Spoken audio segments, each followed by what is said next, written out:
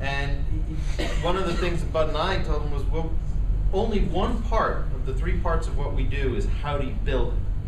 The other two parts are how do you break it, which is as important, if not more important to ask, and then the part that really needs to get addressed in all this, given the huge sort of culture shift, paradigm shift that air travel represents. The third part is how do you sell it? Mm-hmm. Whether it's Congress, whether it's a king, whether it's people in the street, whoever it is, if it's different, you're going to have to sell it. So the thing that it struck me was kind of interesting because you're going from a standing start in this case, right?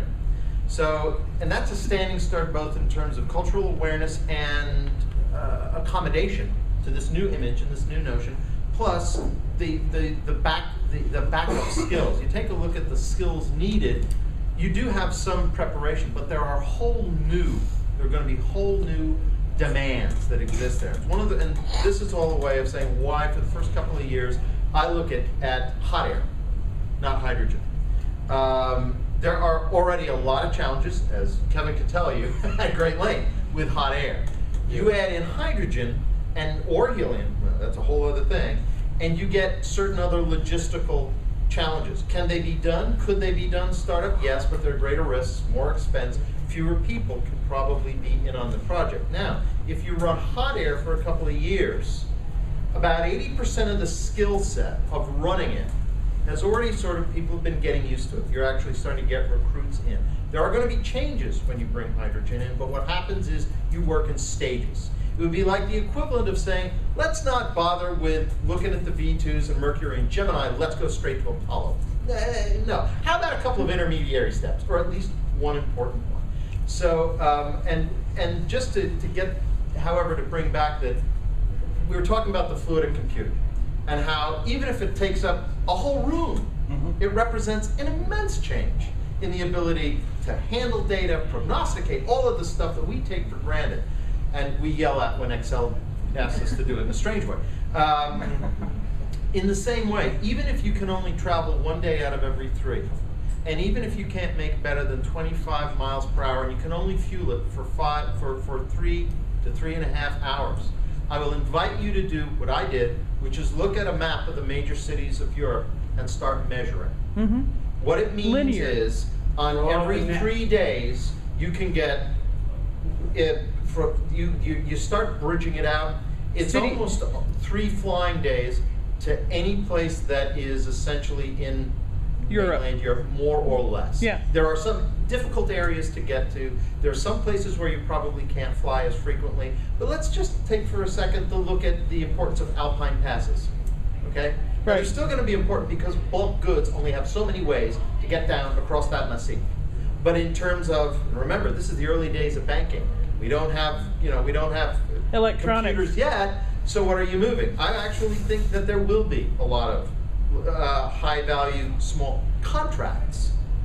You know, you're talking about your Federal Express letter. Absolutely, bearer bonds, all the rest of all legal checkbooks. Exactly. Yeah, and there's a whole pile of correspondence that if anybody has ever worked or knows intelligence, you don't send open. Even you don't even give them a chance to look at your code. Exactly, you courier. It's hard copy, and it goes with somebody looking at the seal the whole time. Locked suitcase. And now, okay, so maybe there's not a lot of that in terms of like you don't have to move shiploads back and forth, but that's not what you're doing. You're talking about maybe moving a ton of this stuff. Information. Exactly right. Over the course of all these machines that are being built in Granville and then are being invented someplace else. How do the blueprints get back and forth? How do the experts go with the blueprints to say, okay, other than this piece of paper, which is in a language you don't read and contains concepts you don't understand, I am going to be here to help you not buy the system, but get the kit. You will build the kit, and I am the guy who will help you build the kit. Traveling salesman. Now, you do this for traveling field engineer. You do But this for 2 it's or the 3 same thing. years. An engineer is going to go You sell do it. this for 2 or 3 years, and then somebody says, you mean we could do more of this and faster? Yeah, but there's a catch. Oh, there's always a catch. That little guy is usually see how he's or a clutch, if you want, judging from that. yeah, we can do this. We can keep these things up for a longer period of time. They can fly faster. They can go higher. But we're going to have to do a little bit more. Now, hydrogen and safety. I'm just going to say, go check it out. All right. And if you doubt me, and if you doubt what you read, talk to Jerry Purnell, who worked with it, and a whole bunch of other people who will tell you that it's a thing. It's like anything else. It's got issues connected with it. It's incredibly useful, but You drive around in a car carrying gallons of explosive underneath it all the time. Why is the hydrogen such a big deal? Why is the hydrogen such a big deal? I don't drive a Because paper. that idiot radio announcer Well, got recorded saying, Well, and it was before the war, and it was a German ship, There's and the issue of the brittleization. Nazis Yeah. were, you know. the issue of brittleization is in many ways more important hydrogen than the issues of brittleization. flammability. Yeah. Which basically means hydrogen is essentially monatomic and at an atomic level cuts through other things like Swiss cheese. Nothing can hold it. Yeah, some things can. But, Copper, I believe, yeah. Copper is is good. largely resistant to the effects of brittleization. Only largely, Right. not completely. And you know, the other problem is, do you know how you detect a hydrogen leak until very, very recently? Well, that's the other thing you can do is you can insert an odor into it. Right. But still, by the time it gets to enough parts per million that To you smell can it. smell it, you already have a problem. The question is just how big a problem you have. Hydrogen in many ways is far less dangerous than gasoline because a fuel air explosive is high pressure, sustaining, it's a really bad thing. Hydrogen has a tendency to go poof and is gone, but in that moment, it's not a lot of fun. Anyhow. You know how you detect a really high pressure steam leak? Yeah. You walk around the broomstick ahead of you. And when the broomstick, Gets cut in half. when it's, invisibly cut in half, that's a all steam this leak. stuff's dangerous. Yes. So the thing is that you don't need a lot. You don't need, and I think it's great that we have people in the series who are writing and patrons for them, in the sense of like the King of Denmark, who is building a big ship, which is showing the longer view. But you don't need to build an airship that big. It's a great thing to do, but you don't need it to be able to see the huge changes. And it will be the huge, and the important thing is the locals can do it themselves. I've And run the will. numbers with They will Kevin's do help. it. I've run the numbers with Kevin's help, and you can still make a useful airship even with steam engines. It's hard, but it can be done. The It Royal doesn't- Anne is its steam. payload to cost and time is not great, but still, imagine the appeal to the king or queen. The who gadget- says, the gadget I don't freak." have to get anything from the uptimers. I can do this myself. Oh, just the opportunity to stick that thumb in their eye. I'm on the project. Yeah. So I think, and that's what I mean when I said the third thing is selling it. How do you sell it? So that's Yeah. my input. I have to, one of my pet peeves with the series is that sometimes people assume that all air travel ends at the 747. Right. And it was just brought up, the radio announcer with Ode to Humanity. People think, oh, the blimp is going to be just a passing fad like the automobile, the laptop computer.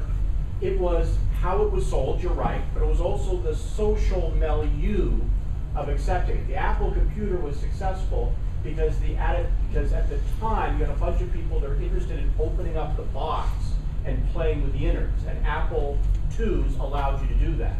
And that led to, I think, to most of the computer revolution. But instead of the black box, how dare you touch an IBM?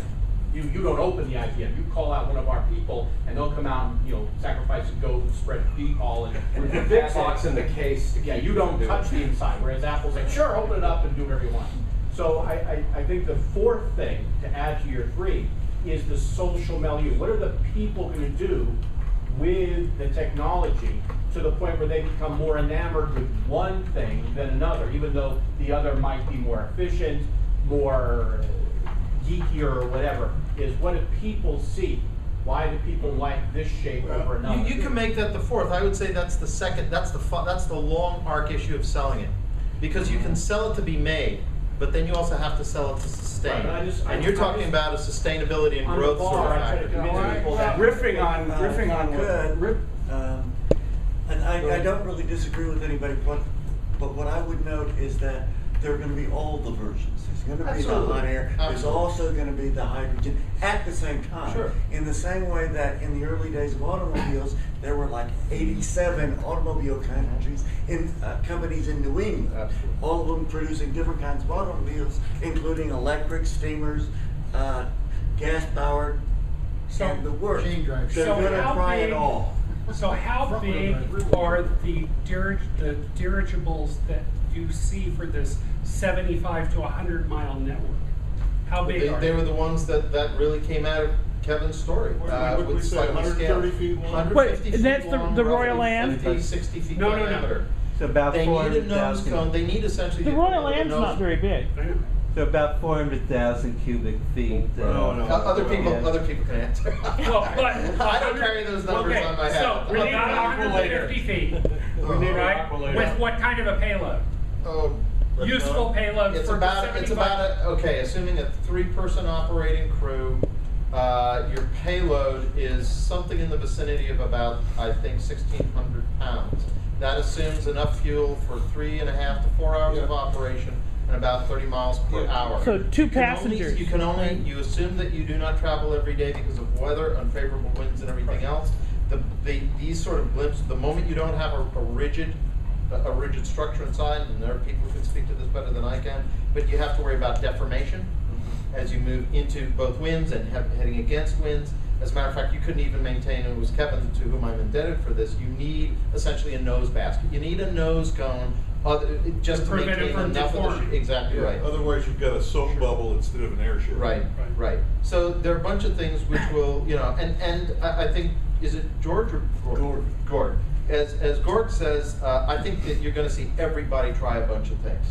And what's gonna happen is some won't work as well.